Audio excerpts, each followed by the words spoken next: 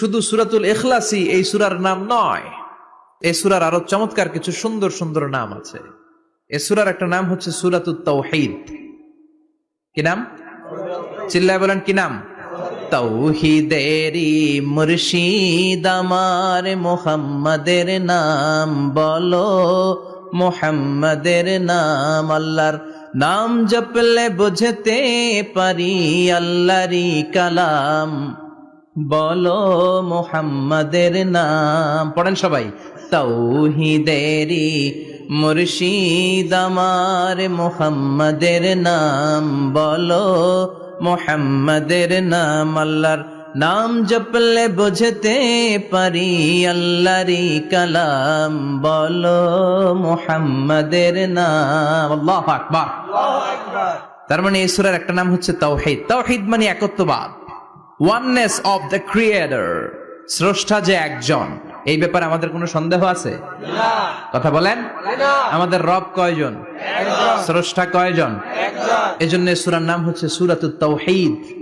একত্ববাদের ধারণা, আল্লাহ যে একজন, এই কথাটা এই সূরার ভেতরে চমৎকার ভাবে বর্ণনা করেছে কে?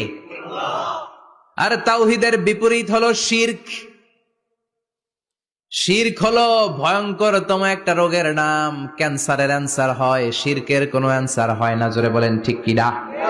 এজন্য আমরা যত ইবাদত করার জন্য নিয়ত করি, আল্লাহ প্রথমে বলেন শিরক করো কিনা আগে সেটা বলো। প্রথমে তুমি শিরক থেকে নিজেকে মুক্ত করার ঘোষণা দিয়ে দাও, তারপরে ইবাদত শুরু করো। ইবাদতটা তখন কবুল করে নিবে কে? এজন্য আমরা যখন নামাজে দাঁড়াই আল্লাহ বলে শিরক করো নাকি?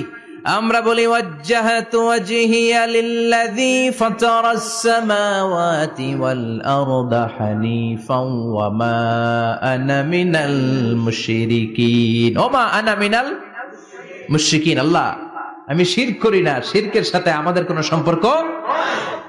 আবার যখন ইজার আর রিদা পরে জিলহজ মাসে হজের জন্য আরাফাতের ময়দানে আমরা চলে যাই, আল্লাহ বলেন হজের ঘোষণা পরে দাও, আগে ঘোষণা দাও শিরক করো নাকি? আমরা তখন ঘোষণা দেই লাব্বাইক আল্লাহুম্মা লাব্বাইক। পারেন না?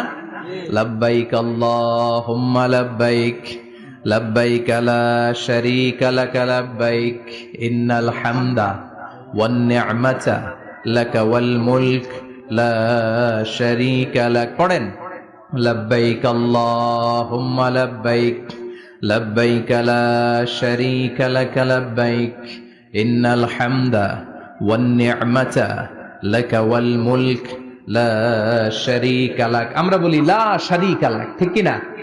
আমরা